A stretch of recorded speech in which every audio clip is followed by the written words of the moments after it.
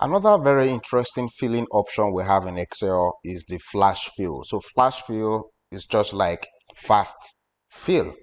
So let's assume that I want to type in the short names for these people based on a particular pattern. So let's say I want to pick the first name and the first letter of the surname. So if I come in here to type Parker, maybe I put a comma, then I type in S, then I go to the next guy, Pene. You can see that Excel is already trying to understand the pattern that I am trying to use.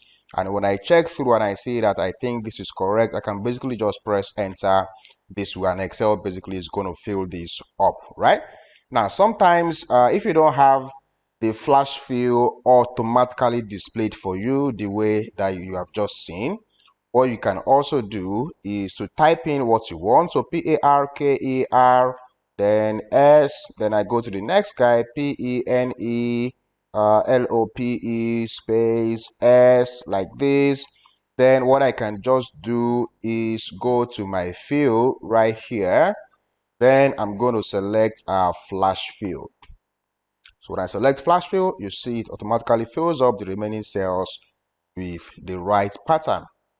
Now, if you want to use the shortcuts instead of flash fill, just go to the next empty cell there and use Control E.